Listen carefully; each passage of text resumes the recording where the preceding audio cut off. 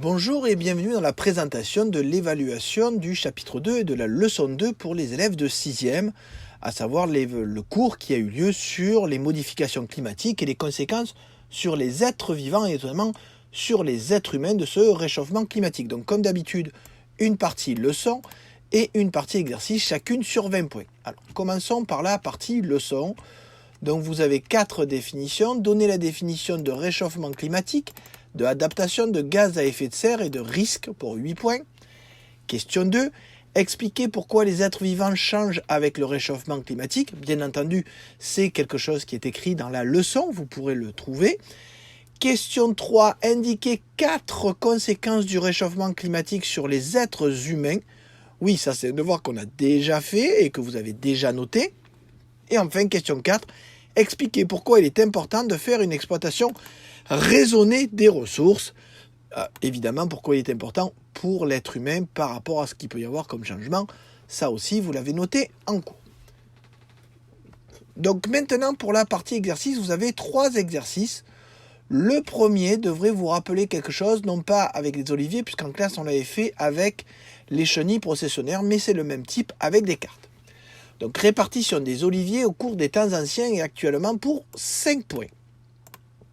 L'olivier est un arbre méditerranéen, c'est-à-dire qu'il apprécie les climats chauds et secs avec des terres qui ne retiennent pas l'eau. La répartition de cet arbre a été suivie par les scientifiques au cours des temps anciens et actuellement. On peut alors en dessiner des cartes qui montrent la place de ce type d'arbre suivant les époques.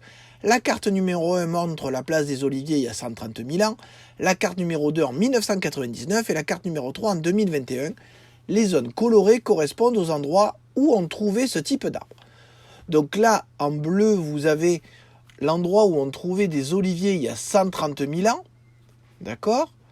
Là, vous avez en vert l'endroit où on trouvait des oliviers en 1999. Alors évidemment, c'est pas dit qu'il n'y en ait pas un ou deux ailleurs, mais c'est la zone de répartition majoritaire.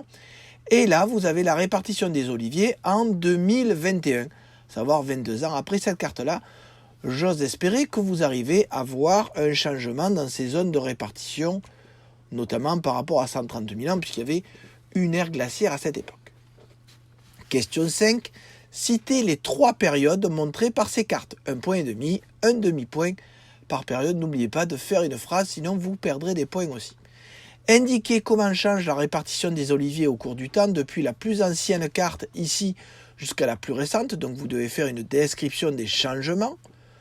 Et enfin, faire une hypothèse en lien avec ce que vous avez appris en cours pour expliquer pourquoi l'ère de répartition des oliviers a changé au cours du temps. Oui, on voit bien que ce n'est pas la même. À vous de me faire une hypothèse logique et sous forme d'hypothèse pour m'expliquer pourquoi il y a eu ce changement. C'est le même exemple que celui qu'on avait vu pour la chenille processionnaire du pain. Exercice numéro 2. Quand nos téléphones détruisent nos ressources en eau, c'est un exercice sur l'exploitation raisonnée des ressources. Pour faire fonctionner nos téléphones, il faut des batteries, avec des capacités de plus en plus grandes pour alimenter des appareils de plus en plus puissants et qui se rechargent de plus en plus vite. Dans ce secteur, un métal est très important, voire essentiel, le lithium. Cette ressource est à la base de toutes les batteries modernes. Mais pour pouvoir l'utiliser dans une batterie, il faut d'abord l'extraire de l'environnement et c'est un problème car il faut énormément d'eau pour dissoudre la roche qui contient le lithium. C'est ce qu'on voit ici, la personne envoie de l'eau sur la roche, ce qui fait que le lithium va se retrouver dans l'eau, on récupère l'eau, on enlève toute la roche qui a été dissoute, et dans cette eau, on peut récupérer le lithium.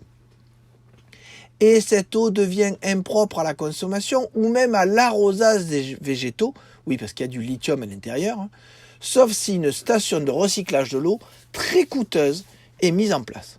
Cette exploitation est tellement polluante pour l'eau qu'elle est interdite en France et en Europe. Seule solution pour avoir le lithium, l'acheter à des pays qui ont des règles moins strictes sur la pollution. Du coup, il y a une pollution exportée dans un autre pays. Oui, parce que la pollution qui est interdite en France ou en Europe, du coup, elle va quand même se retrouver dans ces pays qui, eux, l'autorisent. Donc c'est une pollution exportée puisqu'elle est dans d'autres pays. Surtout que l'utilisation de cette eau a une autre conséquence, l'assèchement de régions entières, quitte à ce que les personnes vivant sur place n'aient plus assez d'eau.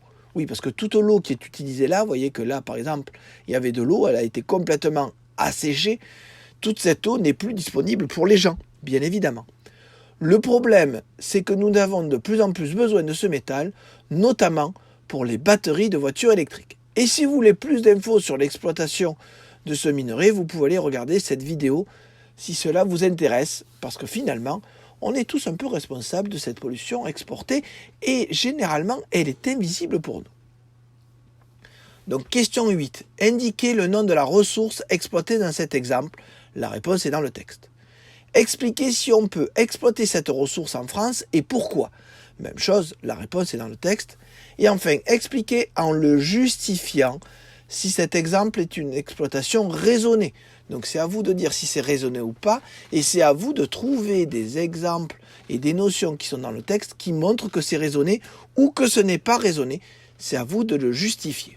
Enfin, exercice 3, des îlots de chaleur urbaine et aménagement de la ville, pour 8 points. C'est ce qu'on avait fait en classe avec l'image thermique d'Avignon. Pour les prochains Jeux olympiques, de nombreuses grandes villes, dont Paris, sont en train de faire de nouveaux aménagements. La diminution des îlots de chaleur urbains, zone chaude en ville, fait partie des points à prendre en compte pour savoir ce qui va être fait. Dans les documents ci-dessous, des éléments présentés pour savoir si une végétalisation de certaines zones de Paris serait une bonne chose. Aménagement, ensemble des moyens utilisés pour modifier un environnement humain, et végétalisation, mise en place de végétaux vivant dans un lieu qui en était dépourvu. Par exemple, c'est ce qu'on peut faire quand on fait des parcs, des plantations ou des murs ou des toits qui sont végétalisés. Vous avez 3 documents. Oui, s'il y a plusieurs documents, c'est qu'il va y avoir une méthode POEC. Je le sais, c'est votre préféré. Donc, premier document, vous avez ici, on vous montre le lien entre la température en noir et le nombre de décès qu'il peut y avoir. Vous remarquez, j'espère, qu'on voit un lien entre les deux, que quand il fait chaud, il y a la mortalité qui augmente, notamment pendant ce que vous avez ici, ce qu'on appelle des vagues de chaleur ou des épisodes caniculaires. Le document numéro 2 vous montre ici une coupe de Paris, de sud-ouest au nord-est, avec une estimation des températures la nuit. Donc vous voyez que par exemple, au niveau de la Tour Eiffel, il fait 26 degrés la nuit. Je rappelle qu'on a vu en classe que pour bien dormir, il fallait une température entre 18 et 20 degrés.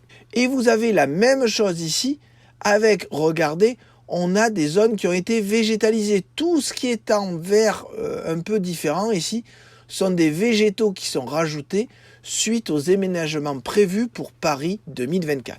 Et vous avez ici la température avec ces aménagements. J'ose espérer qu'entre le document numéro 2 et numéro 3, vous pouvez voir quand même une différence. Donc, question 11. Indiquez de quelle ville il s'agit. Question 12. Indiquez ce que vous remarquez pour le nombre de morts lorsqu'il y a un épisode caniculaire important entre le 15 et le 22 juin, le 12 et le 25 juillet, et le 31 juillet et le 15 août. Ces zones sont ici en jaune. À l'aide d'une méthode POEC, expliquez pourquoi il est important de végétaliser les villes avec le réchauffement climatique. Je rappelle que vous avez une présentation pour présenter les 3 documents en disant ce que c'est, que vous devez rappeler la question, que dans l'observation, vous pouvez dire ce que vous voyez ici, ici et ici, que j'ai rappelé quand j'ai décrit les documents. Dans l'explication, vous devez dire quel lien vous faites entre les 3, ici pour la température en fonction de la végétation et ici pour la température en fonction des morts que cela peut provoquer. Et donc, évidemment, il est important d'avoir une diminution de température. Et enfin, en conclusion, vous répondez à la question. Donc, j'espère que vous avez tous les éléments pour vous aider à répondre au mieux aux questions de ce contrôle. Si vous avez des questions, n'hésitez pas à les poser, que ce soit en direct lors de la séance de révision ou que ce soit par pronote en m'envoyant des questions. Je vous dis bon travail, au revoir et à bientôt.